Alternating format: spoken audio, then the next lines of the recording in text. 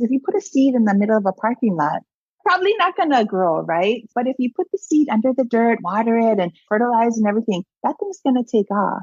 I hope that everyone that listens to this realizes that your environment is so important because it will determine how big you grow. Welcome to the Seeds of Growth podcast. My name is Pumehana Palmer. I'm a mindset and growth coach to new real estate agents, small business owners, and high-achieving female entrepreneurs. I believe that true success happens from the inside out, and I'm on a mission to plant seeds of growth and transformation, one powerful conversation at a time. Each week, I'll bring you a solo episode, interview, or coaching experience with business owners just like you to help you shift your perspective, elevate your beliefs, and build a business that inspires you. Now let's dive into today's episode. What's up, friends? Welcome back to another episode of Seeds of Growth, where we have powerful conversations that plant seeds of growth and transformation in the minds of entrepreneurs and real estate agents just like you. I am your host, Pumehana Palmer, and today I am so excited to be chatting with my good friend, Tahiti Reed.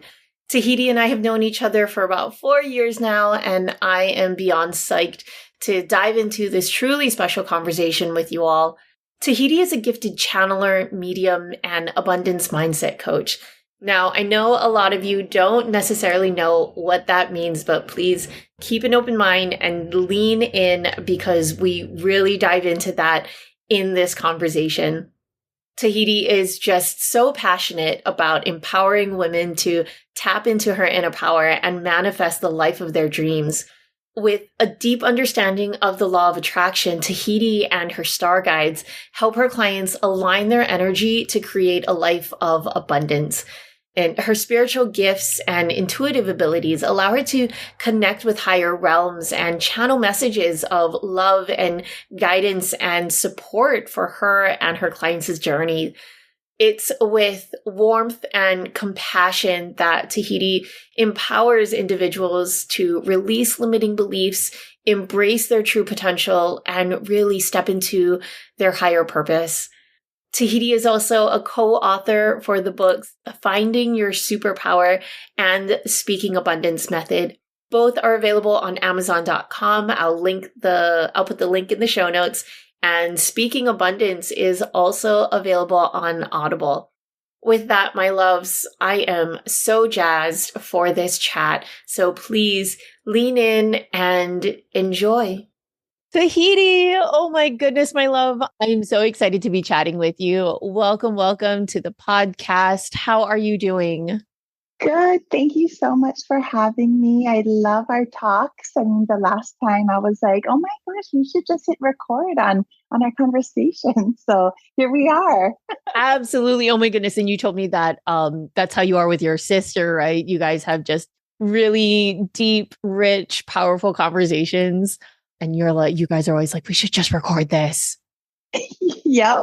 In fact, I told her, I was like, I was just having lunch with Pumehana and I told her the same thing. Like, we should record our conversation because what we're talking about is good stuff, to empower women.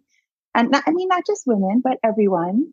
Yeah, absolutely. And I think that's always just a clue for the people in the relationships that you have in your life that, if you know that your conversations are powerful, when you know that it not only benefits you, but it also could benefit other people. So I just want you to know that I really do value you and I value our friendship. Oh, thank you. Same here. I mutually feel the same. So before we kind of dive into it, I do just want to give the audience like a little bit of a background. They already heard your bio and they know that you and I have known each other for years. And I do remember telling you this, but I just want to share probably my most vivid memory that I have of you and your partner, Nani. And this was back in 2017. I think this was the first year that I met you guys. I was working at the brokerage that we were at together, and it was our Christmas party. It was our holiday party. I actually think this was like a day or two after our mutual spiritual friend had given his presentation at the brokerage. So I already had that insight that you guys were more on the spiritual side, and you guys had, that spark. So it was at the holiday party. And I think I was telling you guys, like, this was the first year that I was with the brokerage. So I was like, I'm nervous. I don't know these people. I've just felt this like weird surge of energy. And I remember Nani was saying, like, oh, yeah, no, we protect ourselves. Like, before we go into, especially these kinds of places, she's like, Tahiti, she has her golden bubble or her golden egg.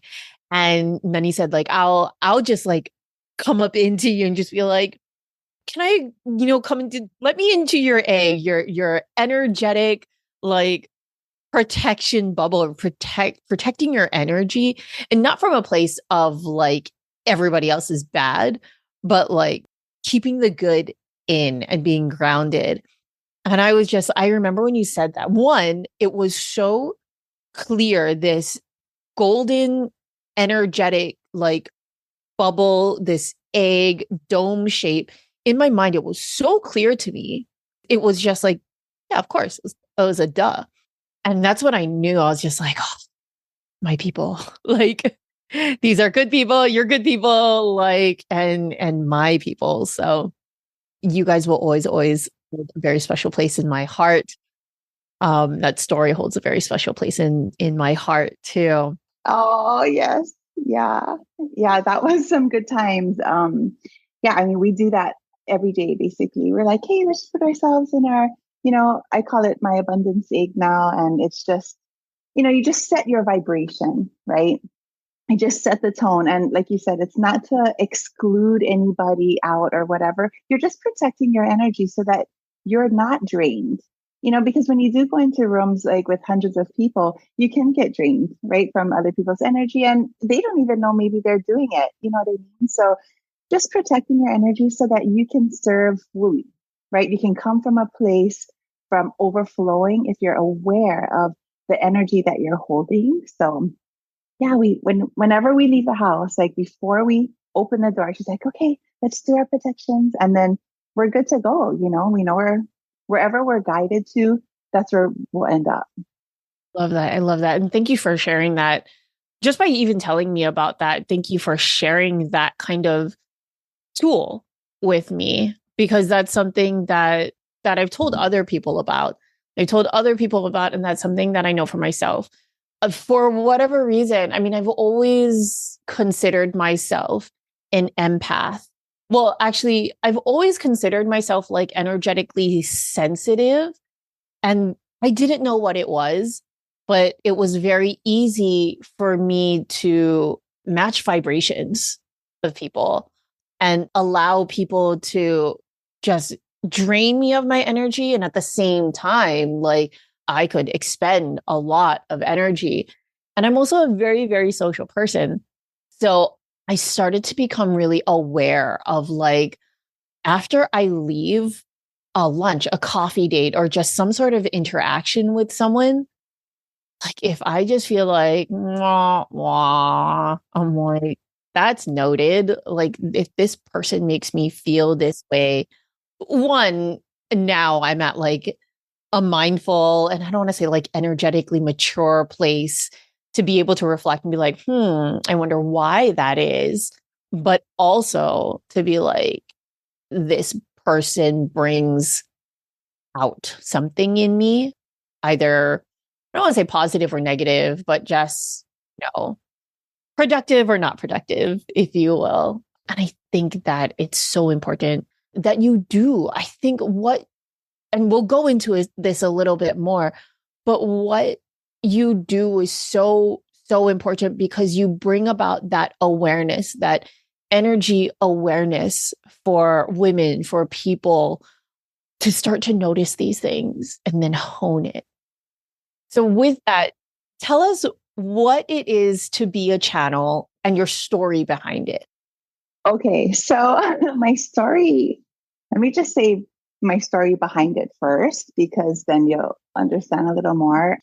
So, as a kid growing up, born and raised here in Hawaii, I always could see like spirits and stuff. And my mom especially would say, no, stop, stop being that way, right? Like, no, you don't. Stop telling people you see ghosts and stuff like that. And then when I left, finally graduated high school, and I've had like hundreds and hundreds of experiences with, the spirit realm and things like that as a kid and growing up. But it wasn't till after I moved out of the house and became my own person, you know what I mean? Like you find yourself when you're away from your parents, pretty much, is when I really had just a tsunami wave of experiences. And because I was just like, you know what, this is me and I'm just gonna go with it. There's nobody there saying, hey, stop doing this. And so I became a flight attendant like shortly after high school, a couple years after high school. And I had this was one of my turning points. We're going from Seattle to Osaka, and I would always do the Japan runs. And so, we fed everybody. It's like middle of the night, everyone's sleeping, and I'm in the back alley and I hear someone say, hello, can you hear me? Hello, can you hear me? Hello. And I don't even look back because I'm like wiping the counters and stuff. And I go, yeah, I can hear you. And I turn around and no one was there. And now this is literally straight legit out of the movie Ghost, okay, with Whoopi Goldberg, right?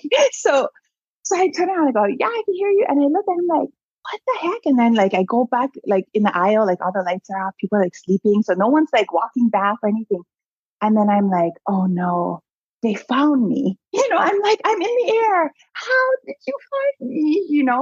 And so this guy, he was like, and I couldn't see him, I could just hear him. And he was like, oh my gosh, my wife is on this flight. Can you talk to her for me? And I'm like, oh my God, please leave me alone. Please, honestly, just go. Like, he's like, I've been looking for someone to tell her something. And so I'm like, okay, he's not going to leave me alone. Let me just, whatever, So I'm like, where's your wife? And he's like, she's a flight attendant on this flight. I'm like, dear God, I have to work with her. Okay. So, I'm like, all right. So he's like, there she is. And this lady looks like she's in her 20s. Okay. And she's a widow. And I go, you know what? Let me just do my own checks before I actually tell her you're here. Just let me like get to know her a little bit. Right. So I'm like, hey, where are you from? This and that. Oh, so are you married? And she tells me, oh no, I'm a widow. And so now I know, like, that's my own confirmation. And now I know, I'm like, oh crap. Okay, here we go. So he's like, tell her this, tell her that. So I told her, I go, I'm sorry, but this is my gift. And so I start telling her about her husband. And he's like, tell her I clip my nails every day. And this is how I died. And my head like felt like it was going to explode. Like he was impressing upon me all of his feelings. And she's like, oh, he died of a brain tumor, and then he's like, tell him, remember I had back surgery. He had back, like all these like personal like things, just everything. And then he's like, okay, she believes you. And I'm like, okay, well, finally, what do you want to tell her? And he said, when I was alive, I made her promise that she would never marry again, that she's married to me till, to her death too.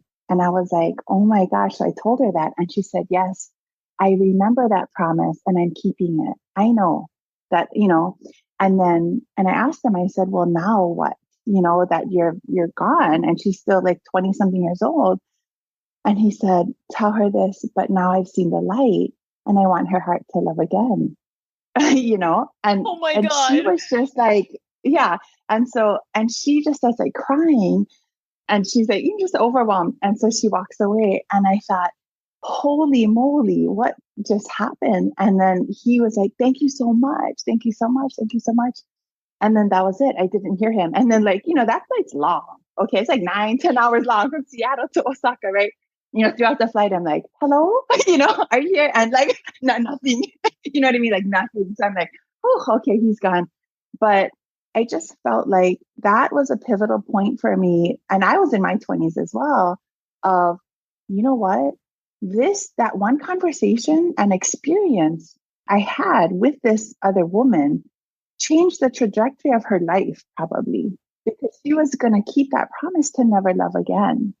And he was searching for someone that could relay that message to the wife. And so after that, I felt like maybe this is a gift and not a burden. Right. This could help people. This is not evil. Yes. Yeah. It's so exactly. So after that, I was like, okay, well, I'm not going to just walk up to random people if, that accept that situation. But yeah, so then, more things started happening. Then I started helping people in that way. And then, I had my children, got married. And after that, I started channeling. And so what channeling is basically you're just moving aside and allowing like a spirit guide to speak out of you, a higher consciousness to come through. And I say, people would say like, oh, I'm channeling my inner, Serena Williams or whatever, my inner whoever, and it's such a powerful tool. And I'm not sure if everyone can be a channel because not everyone's willing to get out of the way. And so I just get out of the way and allow spirit to speak through me. And I don't know, I've always kind of debated like, is this a burden or a gift? Even like recently, is it a burden or a gift? I'm like, I keep saying it's a gift. It's a gift. Okay, it's a gift. Right. It is a gift. It absolutely is a gift. And I actually kind of want to backtrack. So earlier I said like it's not evil. And the reason as to why I use that term was I don't know what your mother, like how your mother framed it when you were younger, but I know that my family also had gifts. And I know especially my mom, I don't know if my dad had similar gifts, but my mom at one point was able to see spirits and had that connection, but she shut it down. She shut it down. And over and over and over again, even as I was growing up, she would label it as such. So I wanted to make that point. But as you were talking, and I'm so glad that you even now, there is that little bit of doubt, right? Of that little voice that's like, is it a burden or is it a gift? Thank you so much for being real and authentic about that. What were some of the challenges of having this gift and moving through and to, I guess, reframe and remind yourself? Or what were some of the challenges that you had to kind of move through in order to truly start to accept that this is your gift? I think the biggest challenge is being persecuted for it because, and many people who are seers in this life, they weren't just seers in this life, they're seers in past lives, and they're persecuted for it for before. So I've been like burned, hung, like all, murdered, all these things in past lives. And so now we come to 2023, no one's going to do that now. But yet it's somewhere in you that there's a fear like, hold up, if I share my gift, I might be persecuted for it, and I find this true for so many other people that have this gift, that it's not just this life, it's been past life. So just overcoming all of that and being fearless of, what, okay, I'm in this life, I'm just going to share it now. And even to the point where, you have your profession, right? We sell real estate together and we walk into so many houses and newsflash, there's some people that are still living in the house, yet it's listed vacant, I love how you worded that. I love that. Yeah, I'm like, oh no, people still live here. There's an auntie in the corner or whatever, And so how do you navigate that? Do you keep it separate? And this was a huge challenge for me for years of, okay, I'm just a realtor. I'm not going to say anything because that's in the gray area. You know what I mean? And so keep realtor, and keep channeling Tahiti separate. But eventually, how can you keep that separate? You have to mend it together, and that's the biggest challenge is no matter what, I think what profession you're in, if you're in the service industry, helping one-on-one people, it's your intuition, it's your gift, right? So try not to separate it. No, absolutely. And I think that especially in this day and age, the clients that are for you, and even just, I think just in consumers as a whole, for the most part, now, like they appreciate that kind of authenticity. They want to see more than just the realtor, right? The professional. And I think that's so powerful to be able to be courageous enough to introduce this part of you, this part of your heart, and bring it and basically intersect it with, the role that you play. Do you have any stories that kind of stick out of which, yeah, you went into a home and you're like, so guys, someone's here. Yeah. Let's see. So there's a bunch. Which one should I say? So we had a friend that the parents were actually wanting to rent out the house, and they've had the darndest luck trying to rent it. They couldn't, and then they reached out to us, and they're like, "Hey, can you come over and just see?" You know, I'm like, "Okay, yeah, sure, no problem." So we go over there. There is a woman that I don't know if she had like passed away nearby or what, but she was actually in the house, and she was like, this is, oh, no, no, no. This is what it was. She was the previous owner. So she owned it like a while ago, and she passed away. And so she was at the house and she was like, this is my house. Get out. This is my house. And so I thought, oh, no wonder they're having a hard time renting it, because the lady's saying like, get out, get out, get out. And so, I just was like, Auntie, hold on, like this is not your house anymore. It's okay. And so we helped her like transition, but she went kind of unwillingly, but because she was confused, like, this is my place. After that, we did the whole blessing and everything for the house and clearing. I was like, okay, let me know how it goes. Within the week, it was rented.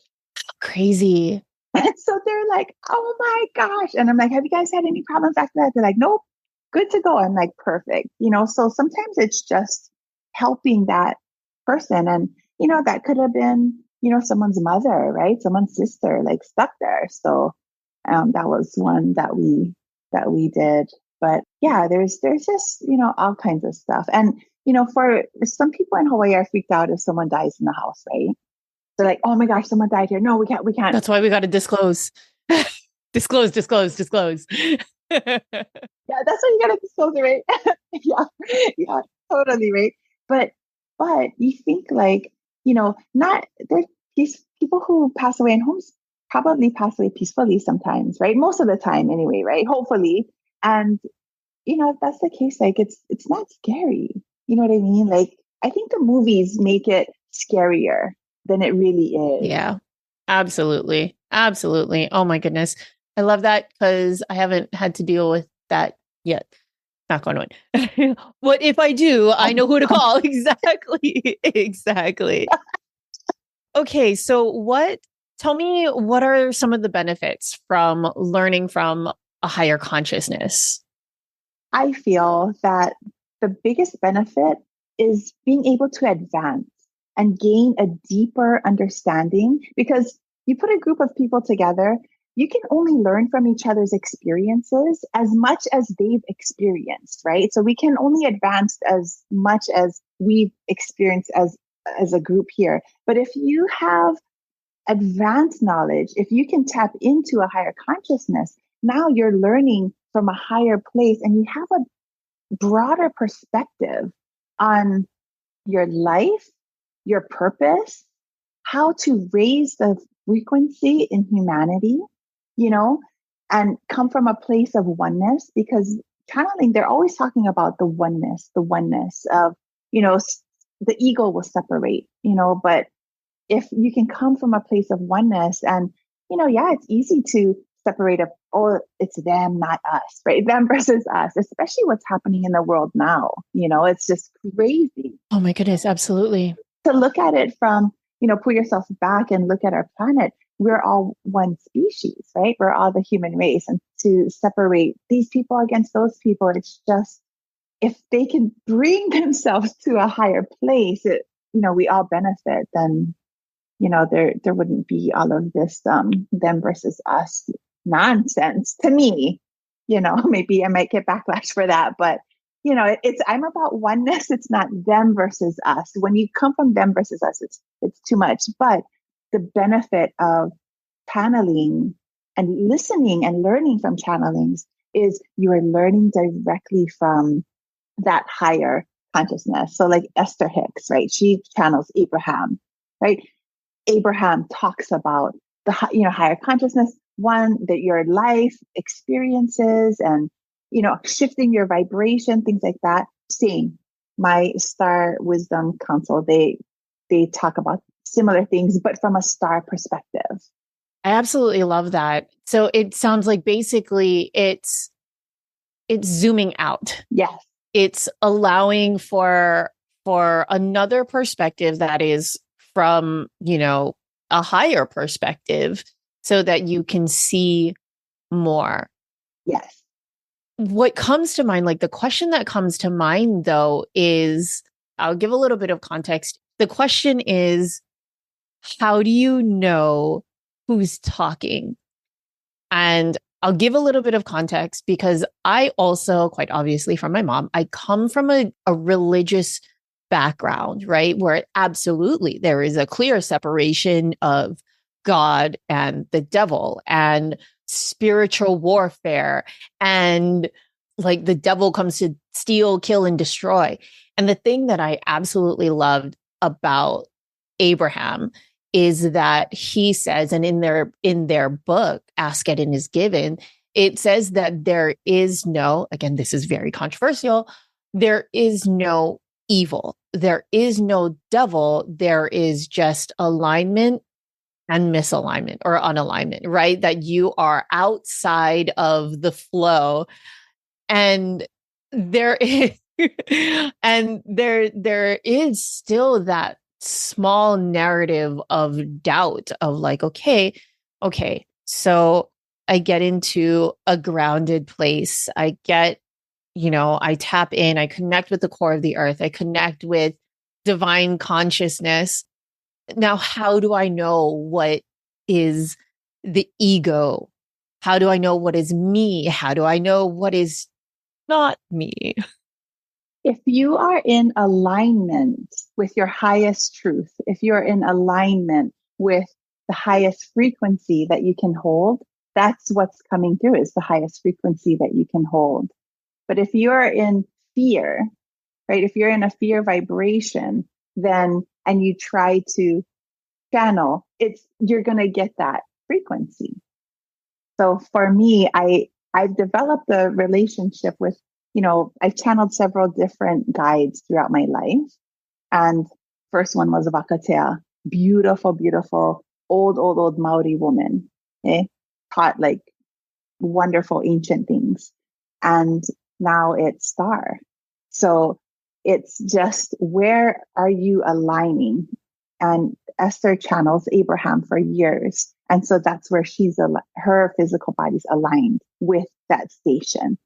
So if you're aligned to something that's greater than you vibrationally, frequency, just higher frequency, then I feel like you really don't have to worry about, what if I'm channeling someone bad? Well, what are the messages that are coming out? Because all of the messages should always be about love, peace, how to shift yourself into a higher frequency. And if that's what the messages are in total, then you're channeling someone or a group or a council of that vibration, right? So it's, yeah, for me, I don't think there's like the bad versus the good and all that kind of stuff. I believe that when you pull yourself back and look at the whole picture, can you think of a time where you had hard times and this bad thing happened to you, so-called bad, but yet who you've become today, that dark thing has allowed you to become the woman, the person you are today because you went through that, right? So yin and yang, right? They work together. That's my belief. I believe that the dark works with the light. And just as if you pull yourself back from the planet is always half night, half day. Are the people that are currently in the nighttime, are they wrong? No, they're experiencing the nighttime. Are the people in the light in the daytime, are they good, bad, whatever? No, they're just experiencing the light, right? So come 6, 7 o'clock, we're going to be experiencing our nighttime. And that's just like in life, right? You go through your light, your daytime seasons, and you go through your nighttime seasons. Neither is good, bad, wrong, right? Like we try not to label that, right? And just look at it for what it is and say, okay, I'm going through my nighttime. And how do you move through that nighttime? It's not evil. It's just the nighttime. It's that different frequency, it's a different energy. That makes sense? Oh my goodness. Yes, that makes so much sense. I love that. So if I could just kind of like break it down. So you're saying that, pay attention to the theme, pay attention to the messages specifically. If the messages are that of love and peace and oneness, then these messages are of the light. Exactly. And what else were you saying? Oh my goodness. You just unpacked and kind of opened my mind to so many other things. Oh, yes. So you're talking about, day versus night and basically coming from a place of neutrality. Yes. Like experiencing it from a place of neutrality, not judging, not labeling. It is what it is. And you get to choose the lessons. And the lessons are what helps you transform and evolve. Lastly, you touched upon something that I don't know if I'm passionate about, but I believe to my core of this idea that we are cyclical beings. For women, especially, we are on a cycle, like anywhere from a 28 days to 32 plus day cycle. And really just understanding where we are in that cycle and that this too shall pass, right? We transition from day to night. We in Hawaii, we don't have the 4 seasons. We have sunshine and we have rain. We got mango season. We got light season. We got mango season. I love it. Yeah.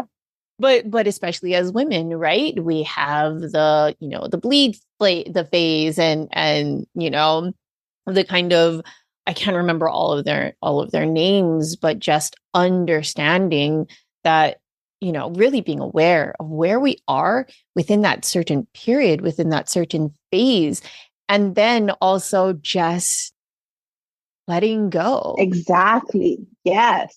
Yeah. I think one last piece that just came to mind was, again, pulling from, and I haven't read Ask and It Is Given in such a long time, but I'm looking, I'm like, wait, do I have it right here? I've got the law of attraction from Esther Hicks. Where?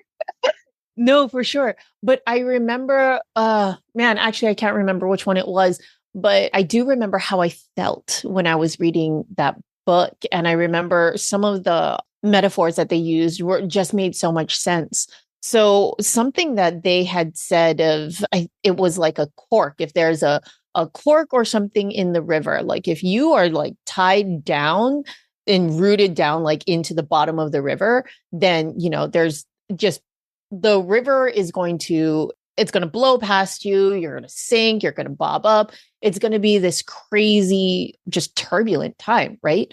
But if you release and if you just let that cork like flow down that river, then it can be a very peaceful experience, if you will. And of course, there's going to be some twists and turns. There's going to be some bumps along the way. But if you can just release and let it flow, then your experience will be a whole lot different. Yes. Yeah. I love that.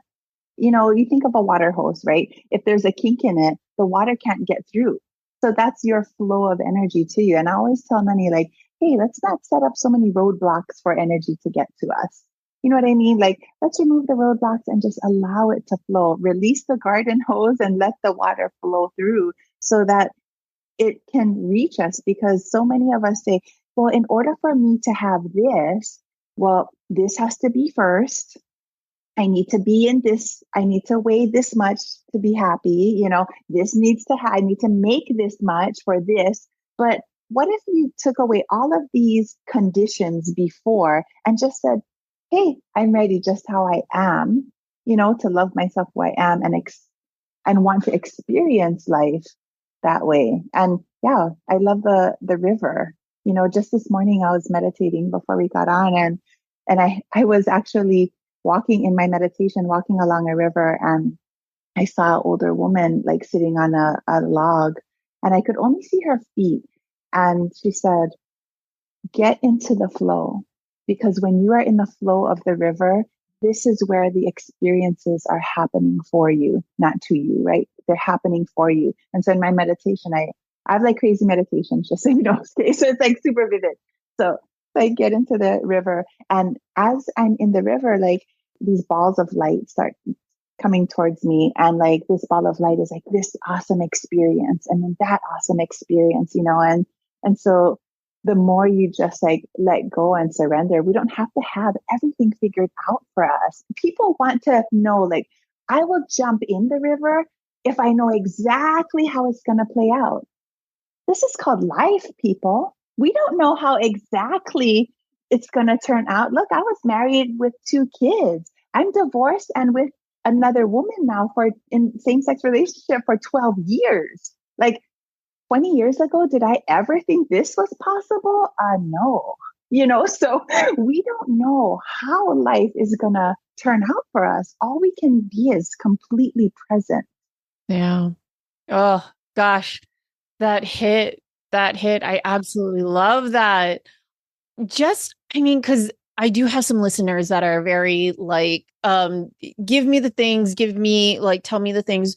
In your experience with a lot of, the people who you've channeled, or even some of the messages that you channeled, what are some of the kinks that you've seen people like have? Like, what are some of the things that people need to release in order to let the energy flow? The biggest thing through like the thousands of channelings that I've done is releasing the control of the outcome.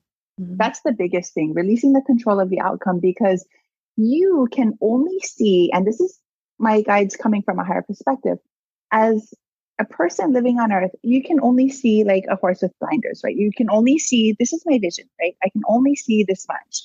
But if you release control of the outcome, you take off the blinders and you can see everything from a broader perspective and say, you know what? I was making my decisions just here, but I didn't know that all of this was possible because I was controlling everything, and you know what? It is exhausting.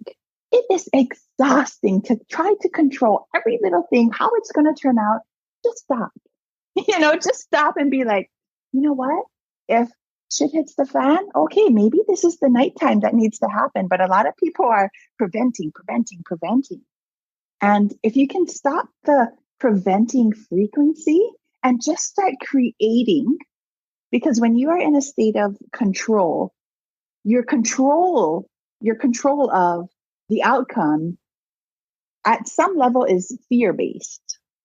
Okay, at some level it's fear-based, no matter what the outcome you want or don't want. But if you're letting go of the control, you're opening yourself up, you're opening your frequency, your vibration up to a broader perspective, a higher perspective, and a better outcome. Because the universe has a bigger plan for you than you even think is possible. And so if you are trusting in the universe, because one of the most wonderful things that have come through in the channelings were having a relationship with the universe itself. So many people are like, oh, I want to find the perfect partner. They have to have this and this and this and this, but yet, where is your relationship with the universe? If you can look at the universe as your life partner, the universe is just supporting you. The experiences that you have, just smelling a flower, walking down peacefully, having the support needed, the universe is constantly wanting to love you, wanting to support you, but yet we are looking for the love from another human instead of looking at life itself as your partner. Can you imagine if you are constantly having a relationship with the universe, your manifestation skills will be off the charts, right? Because you're Love, your relationship is with the universe itself. And so when you come from a place of pure love and acceptance of all beings, your relationship with the universe is just mirroring you, right? And so for me, I wake up and I say, I am in love. Of course, I love another person, right? You're capable of loving more than one person in life, but the relationship you have with the universe itself is very, very important. And, some people may call it God, right? What is your relationship with God? People pray and they're constantly asking, God, give me this. They're bargaining. That's not the relationship I have with the universe. The relationship I have with the universe is ebb and flow. And I wake up and I say, please use me for the highest good that I can serve humanity. Use me. May I change someone's life today by the words that I'm speaking. Use me. And like crazy stuff happens to me all the time, just beautiful. I love that so much. What came to mind is that your relationship with universe, it's reciprocal, right? It's a give and take. You're having your cup filled by a never ending source, right? Whereas there's a lot of people who are looking to other people, other humans who they have their own capacity to give, right? Especially if they're not having their cup filled up, or if they're constantly looking for something outside of themselves to give or to fill their cup and take. Basically, the universe is just pouring into you and you overflow into your cup is overflowing because you have this beautiful, reciprocal, boundless relationship. And I do think that that's where religion to an extent has it right of having that relationship specific with God. But when it comes to when it turns into a relationship that makes you feel disempowered, makes you feel shameful and guilty because of the things that you do and sin and all of those kinds of things, that's when I think that's where I removed myself from organized religion, because I loved that part. I love the part where, in the Bible where they said that, please know I'm not a practicing Christian, but I do know some things.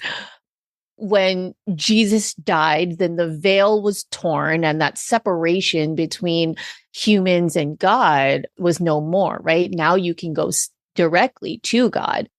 But this idea that we are all born into sin and we are sinful creatures and we need to turn from our worldly ways, like that, even just as I'm talking about it, like I can feel it in my chest. And I'm like, that's not love. That's not love.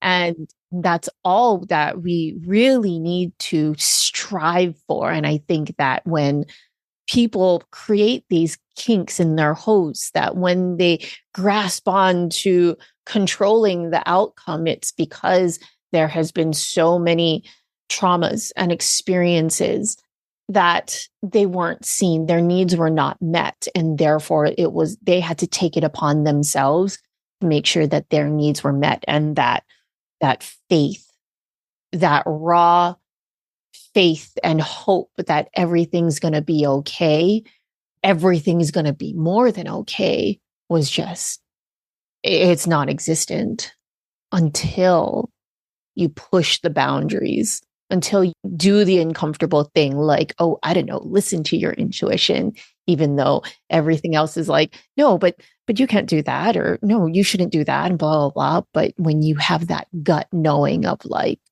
this is right, this is pono, like, oh, what a feeling. Yes. Yeah. When we move beyond the fear, right? That's a vibration. To me, I view it as fear is to keep you so that we can control, right? Your behavior, right?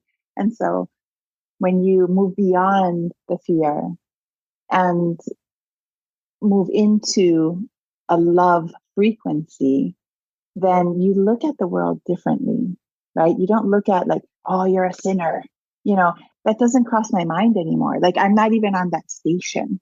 right? I can't hear that because I'm on a different station. I'm on a love abundance frequency station. And I think that it's important to just pay attention, like you said, like, where are you, right? Where are you? And to know that, okay, if you are in your nighttime experiencing fear or control, know that you have the power to tune your frequency, tune your station to a different station. If you ever notice that, say you have a shift in perspective, now you're like, oh my gosh, I never noticed that before. I never noticed that person before, and now they're noticing you. Wow, why is that? It's because you're starting to tune your station onto their frequency. And so everything that you're tuning yourself to, you're starting to see that station. Because if I'm on an AM station and you're on an FM, we're not going to hear each other. Neither is wrong or good or bad. It just is, right? So all the religion part of the sin, to me, it just is, right? Like, I don't even want to, there's a reason for fear, right? There's a reason for every frequency. And if we can get out of the judgy part of it, I think that's what we're really trying to say, right? Like, if we can get out of judging it for this is that, this is this, and come from a place of, okay, I'm listening to this station that feels good to me, that this feels right, because what feels right to me might not feel right to somebody else. And that's okay. Not everybody has to be on the Tahiti station. You know what I mean? Like, it's okay, and the people that will hear that station, they're meant for you, right? Just, they're meant for you. And some people aren't meant for you. And that's okay, because not everybody will walk your path, your life. Not everybody, some people will come along with you for a little while, and then they're going to have to go on their own way. They'll come with you for a little while and go on their own way. And it's okay, but not everyone is going to walk with you your entire life. Oh, I love you just, oh, so much. Yes, absolutely. Absolutely. And I think that's another thing, is that we've grown up with this idea that, like, oh, friends for life. If we are not friends anymore, or this relationship phased out, then something went wrong. I did something wrong, or they did something wrong. And just, there is that acceptance again with phases, with seasons, that it is okay for people to come into your life and then leave. And it wasn't anything, it didn't have to be a bad thing. Exactly. Last couple of questions that I have for you are, this is something that I've never done with any of my other guests before, but the questions that I had asked you in the guest form were so powerful and so amazing that I have to share it with you. Okay. No, absolutely. So the first question is, what are your favorite topics to speak on? Every single thing we talked about right now. I love, love, love talking about your raising frequency. I love talking about oneness. I love talking about shifting perspectives, getting people to turn a new chapter in their life. I love talking about letting go, because when you let go, you make room for, new experiences. I love talking about just shifting into a higher vibration, and how can you be better, basically. How can you be better? How can you live your highest life and hold the highest frequency your body can hold long enough, not just a thought, but long enough. And so I love speaking about all that kind of stuff. And, it just, right now, it just made me realize that I think the reason why I love real estate is because you're helping someone open up a new chapter in their life. Like, you're literally handing them the keys to their new home, and they're going to have like awesome new experiences there. And instead of keeping things separate, that's part of, the whole picture, right? Of love, helping people with new chapters in their life, talking about abundance and frequency, spirit guides, like all that stuff. I love, love, love. We can talk for like 10 hours. We probably could. We absolutely Right? could. But going back to that, one of the things that I too love about real estate, and especially, being born and raised in Hawaii, I grew up hearing Hawaii's so expensive. You'll never be able to buy in Hawaii. And I didn't save. I didn't do the things that, you're supposed to do in order to own a home. So when that opportunity was given to me, it was a whole mindset shift. It was a whole perspective of possibilities. And it sounds like that's what you're saying, that, like you said, you take the blinders off, you take off the glasses, and you look like starry-eyed to what is possible. And all you get to choose. You get to choose. Yes, you get to choose. You always have a choice. You will always have a choice. Yes, I love that. I love that. Lastly, the question was, why would you be a good fit for the Seeds of Growth podcast?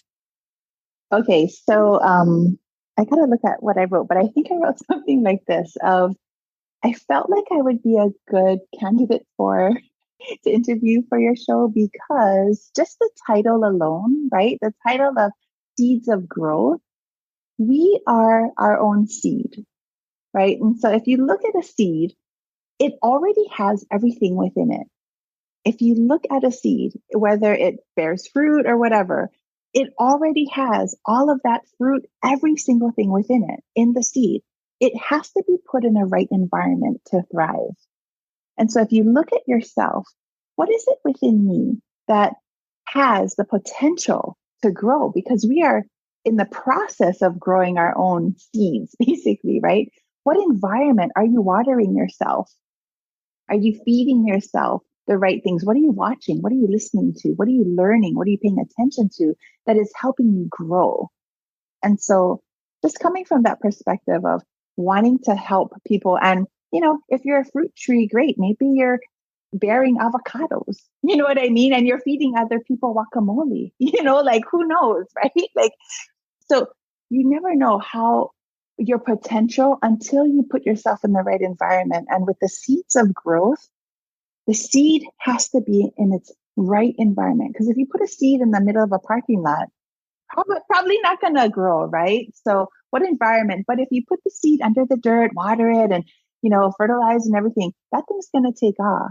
And so I hope that everyone that listens to this realizes that your environment is so important because it will determine how big you grow, basically, right? How much you can expand and if you're overflowing onto others. So yeah, I love your title. Seeds of Growth is wonderful. Oh my goodness. That makes so much sense. And as you were saying that, I want to go back to that analogy or that metaphor of, if you're an avocado, then you grow and you bloom and you flourish and you can make guacamole, right? What else do you need to make guacamole? You need tomatoes. Well, some people, if you put tomatoes in it, you need lime juice, you need lemons, and those are all other fruits. So you yourself, you grow and you bloom. And if you're a lime tree, if you're a lemon tree, and you go out and you put yourself in the community, you go out and you find the people and you come together and you make a yummy dish. And again, I just kind of want to tie this all in because, and I don't know if I sound like excited, but I'm really, really excited because I'm making all these connections that just make so much sense. So earlier in the conversation, you were saying, okay, if we're not on the same frequency, then we don't hear the same messages, or you come into contact with some people and they're not for you. If other people aren't hearing me, then, they're not my people. They're not for me. Right. So let's say you come across a grape and you're like, grapes don't belong in guacamole. And it's just, okay, that's okay. That's okay because they make wonderful wine. Absolutely. Like none of us have the whole picture, right? None of us have the entire piece of the puzzle. You're one piece of the puzzle of a whole. right? You're one piece. And so I can only bring as much as I can bring. But you, Pumehana, you bring as much as you can bring. But combined with us and another, like, lime or cilantro, whatever, it makes something absolutely amazing. But each of us has just a piece of the puzzle. And if somebody says they have it all figured out, they're full of shit. I'm sorry. Because I don't have it all figured out. I got one piece of the puzzle, Yep. and here it is. And I can do my one piece super good, Absolutely. Oh my goodness. Tahiti, like I could talk to you forever. I love this. Like, I don't know how you're feeling. I am on fire and I'm just like, my cup is so full and I'm so lit up. I am so excited to see you grow and flourish and really just bloom and thrive because I mean, you were telling me that, the journey to get to this full embodiment and acceptance of your gift and showcasing it, not just like, hey guys, look at me, look at what I can do. It's like, look at what I can do. This is what I want to help you. I'm so excited to see you grow and just transform and bloom and blossom. Thank you so much. Oh my gosh. I feel the same about you. Like you're doing wonderful. I can't wait to see where this takes you. Life is a journey. And I'm so excited to see what happens next for you too. Oh, thank you so much, my friend. So what's next for you? What are you looking forward to? What are you working on right now that's really lighting you up and exciting you? So what's lighting me up is creating online courses. We created a course called Speaking Abundance Method, and it has over 70 videos with a ton of channelings and all that good stuff, meditations, affirmations. And it's basically creating and sharing that. And the part that I just absolutely love is that anyone from anywhere at any time can access that. So you teach it one time and people on their own timing can acquire it. You know what I mean? And this is the beauty of digital products now. The world that we live in, things aren't there. I feel like things are moving from more like third dimension to fifth dimension, less tangible, right? Like, your podcast, where does it exist? I can't hold it.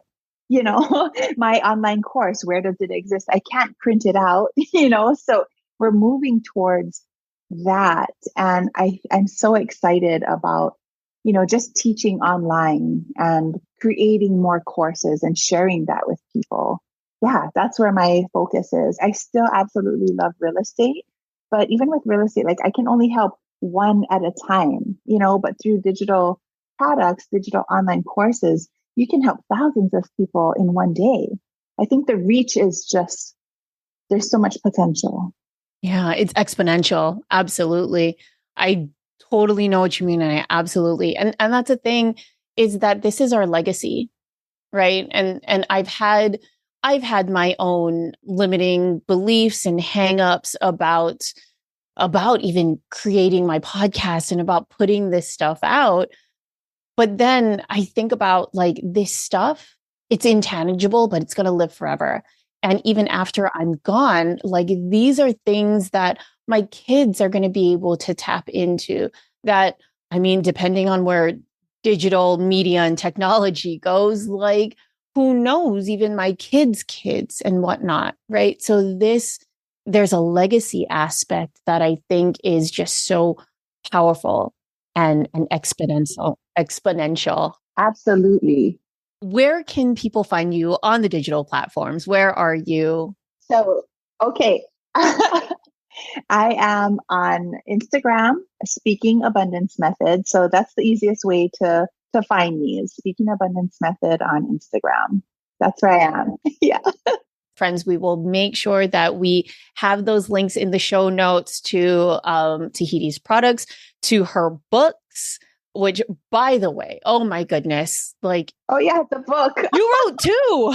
You co-authored books. Yeah, that's right. Forgot about that. Yeah, that's a thing. You did that too. Yeah. We will make sure that people can get a hold of that.